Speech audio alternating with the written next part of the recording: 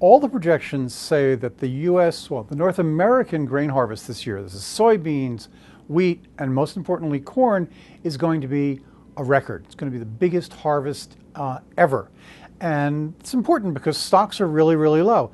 So what you're getting is this really weird two-part year. Right now, we're still living off of very, very small surplus stocks that we had going into this season. So right now, grain prices, grain futures are actually pretty high if you're looking for grain for delivery before the big harvest comes in the fall. After that, though, if you're still looking at, say, December instead to July, prices start to drop.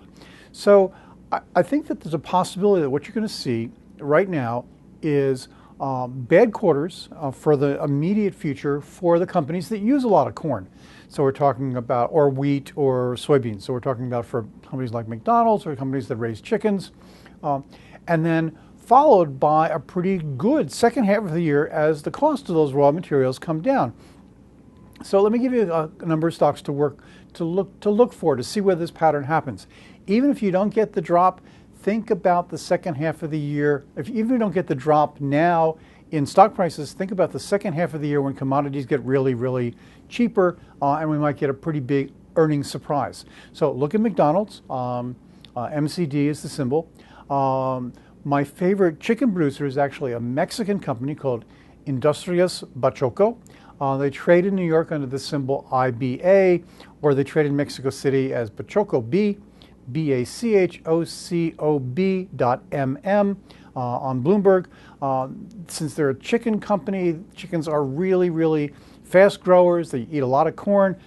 Big swing in commodity prices possible there, and they do trade in New York.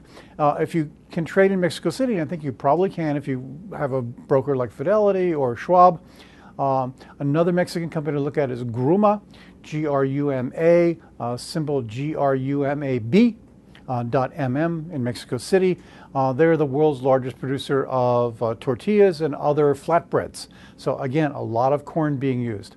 Another one, another local company is M. Dias, Brazilian company. They're a big producer of pasta and a big producer of cookies. So wheat is sort of their thing. They're predicting a pretty good drop in wheat prices, and that would be very big news for this company. They trade in Sao Paulo, and let me check the symbol. The symbol is MDIA3.BZ. So these are companies that you can look at whether you trade in New York, Mexico City, or Sao Paulo to look for the drop in commodity prices for the second half of 2013. This is Jim Jubak for Jubak Asset Management.